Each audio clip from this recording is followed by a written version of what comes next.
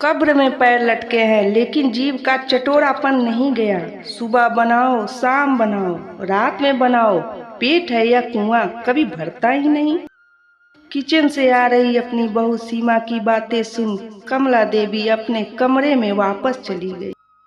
क्या हुआ भाग्यवान, तुम खाना लेने गई थी? राम किशोर जी ने अपनी पत्नी कमला देवी से पूछा। जी बहू अभी रोटियां बना रही है, कह रही है कि अभी गरम गरम लेकर आती हूँ। आप भी ना, अभी समय कहाँ हुआ है खाने का, उतावलापन मचाने लगते हैं। आंसुओं के घूंट को किसी तरह गटकते हुए कमला देवी ने कहा, पर वो राम किशोर जी से छुपी न रह सकी। क्या करूं भाग्यवान, जब से शुगर की बीमारी हो गई है तब से ना जाने भूख इतनी क्यों लग जाती है। तभी पायल की आवाज आती है। लगता है बहू खाना ले आ रही है, राम किशोर जी ने कहा। कमला जी ने देखा तो 2 सूखी रोटी और थोड़ी सी सब्जी। बहू तनिक कटोरा में थोड़ा सा गर्म दूध दे देती तो बाबूजी उसमें रोटी डुबोकर खा लेते। सूखी रोटी गले में फंसती है। आप कहना क्या चाहती हैं माँ जी? मेरी बनाई हुई रोटियां आप लोगों के गले से उतरती नहीं तो आप खुद बना लिया कीजिए। फिर रोज रोज का वही बखेड़ा। सीमा किसी न किसी बात पर अपने सास ससुर को अनाप शनाप बोलती रहती थी। उसकी इच्छा थी अपने पति के साथ अलग रहने की, पर कुछ भी हो जाए अजय इसके लिए तैयार नहीं था। इसीलिए सीमा रोज नए नए हथकंडे अपनाती थी ताकि उसका पति खुद बोल दे अलग रहने को। कमला जी ने कोशिश की थी कि रसोई में जाकर खाना बनाए, लेकिन बहू की किचकिच से तंग होकर किचन में जाना छोड़ दिया। अच्छा बहू कोई बात नहीं है, कमला जी ने कहा। अजय नहीं आया अभी तक, 10 बज गए, राम किशोर जी ने कहा। तभी गाड़ी की आवाज आई। आ गया, कमला जी ने कहा। कुछ देर बाद अजय के कमरे से जोर जोर से आवाज आती है। अजय, तुम मुझे चुनो या अपने माँ बाप को, मैं उनकी सेवा नहीं कर सकता। अब क्या हुआ? अजय ने कहा। मैं दिन भर काम करती हूँ, खाना, घर साफ सफाई, अंश की पढ़ाई, अब मुझसे नहीं हो पाएगा। क्यों? माँ भी तो मदद करती है तुम्हारी। क्या खाक मदद करती हैं? किचन में कोई काम करने आती हैं तो पूरा किचन के सामान फैला कर रख देती हैं, और मैं बनाऊं तो 100 बुराइयां निकालती हैं। आज ही देखो, मैंने उनको चावल बीनने को कहा, जब बनाने बैठी तो चावल कम कंकड़ ज्यादा थे, फिर से मुझे बनाने पड़े। पर मैं तो बढ़िया चावल लाता हूँ, उसमें तो कंकड़ नहीं रहता है। वही तो, एक दिन चावल खत्म हो गया तो मैंने बाबूजी से 5 किलो चावल लाने को कहा, तो पता नहीं कैसे लेकर चले आए। अभी बाबूजी से पूछता हूँ, अजय ने कहा। उधर सीमा विजय भाव से मुस्कुरा रही थी। बाबूजी, बाबूजी, आप कैसा कंकड़ वाला चावल लेकर आ गए हैं? क्या आपको ठीक से चावल खरीदना भी नहीं आता? बेटा, मैं तो ठीक ही चावल लाया था, पता नहीं कैसे उसमें कंकड़ निकल रहा है। तो क्या मैंने बदल दिए बाबूजी? सीमा ने तपाक से बोला। बाबूजी, आप झूठ भी बोलने लगे, अजय ने कहा। नहीं बेटा, बाबूजी ने कुछ बोलने से चुप रहना ही बेहतर समझा। चलिए जी, इनका तो रोज रोज का है, इसीलिए तो मैं इनको कोई काम नहीं बोलती। आंखों से आंसुओं को पोंछते हुए कमला देवी बोली, ईश्वर हमें कौन सा दिन दिखा रहा है। अब ये हमारे साथ नहीं रहते, अब हम दोनों बेटा बहू के साथ रहते हैं। जो रखता है उसका तो एहसान तो मानना ही पड़ता है।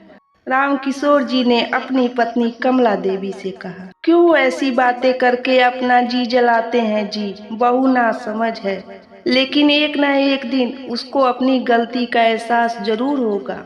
बहू को हम क्या कहें कमला जी, बहू तो दूसरे घर से आई है, पर अजय तो अपना खून है। अजय की कोई गलती नहीं है जी, वो बहू की बातों में आ गया है, कमला देवी ने कहा। पर कमला जी, हमारे दिए हुए संस्कार तो भुला दिए अजय ने, राम किशोर जी ने कहा। राम किशोर जी और कमला देवी के जीने का कोई सहारा था तो उनका पोता अंश, उसके साथ ही तो बातें कर खेल कर वो अपने अपमान के सारे गम भूल जाते। दादाजी, दादी, ये लीजिए चॉकलेट खाइए। अरे अंश बेटा, ये कहाँ से लाए?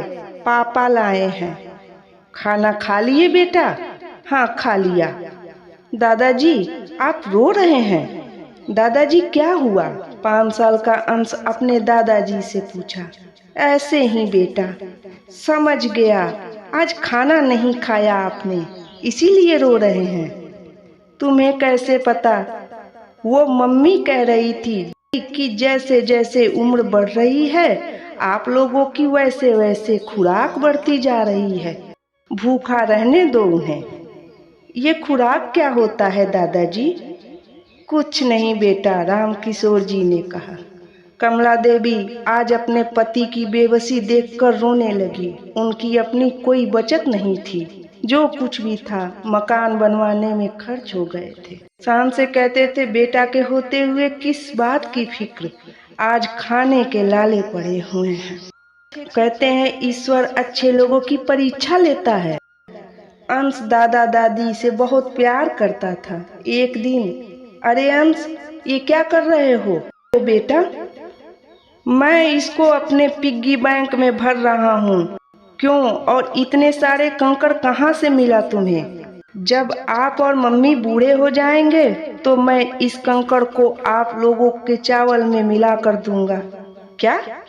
ये कहाँ देखा तुमने? मम्मी को देखा था पापा। वो कंकड़ मिलाती है दादाजी और दादी के खाने में। सीमा, सीमा, ये अंश क्या कह रहा है? अजय ने कहा। सीमा आई तो कंकड़ देखा तो पैरों तले जमीन खिसक गई। सीमा देखो, वो कहते हैं ना कि भगवान की लाठी में आवाज नहीं होती। हमारा बेटा हमारे बुढ़ापे के खाने की व्यवस्था कर रहा है, जैसा तुम मेरे माँ बाबूजी का करती हो। अंश बेटा, आज तुमने मेरी आंखों से बधी पट्टी खोल दी। मैं गलत था, मैं लायक बेटा नहीं बन पाया। नहीं जी, मैं गलत थी। मैंने माँ बाबूजी को बहुत परेशान किया, बहुत अपशब्द बोला। मैं भूल गई थी कि बबूल का पेड़ बोने से कांटे ही मिलेंगे और अब कर्मों का फल इसी जन्म में ही भुगतना पड़ता है। माँ, मुझे अपनी बेटी समझकर माफ कर दीजिए। मैंने आप दोनों के साथ बहुत बुरा व्यवहार किया है। सीमा ने कहा। नहीं बहू, सास ससुर भी तो माँ बाप जैसे ही होते हैं। हम तो तेरे अपने हैं पगली। हम सब साथ रहें, इससे बढ़कर कोई खुशी नहीं है। बाबूजी, मुझे माफ कर दीजिए। सीमा ने बाबूजी के पैर पकड़ बोला। सुबह का भूला शाम को घर आ जाए तो उसे भूला नहीं कहते। तू मेरी बहू नहीं बेटी है, बाबूजी ने कहा। तभी अंश बोला, दादाजी मैं? अरे तुम तो मेरी जान हो, कहकर राम किशोर जी ने अंश को गोद में बिठा लिया। इस बात पे चॉकलेट हो जाए, अंश ने दादाजी को चॉकलेट खिलाते हुए बोला। अगर ये कहानी अच्छी लगी हो तो इसे लाइक, शेयर और सब्सक्राइब जरूर करें।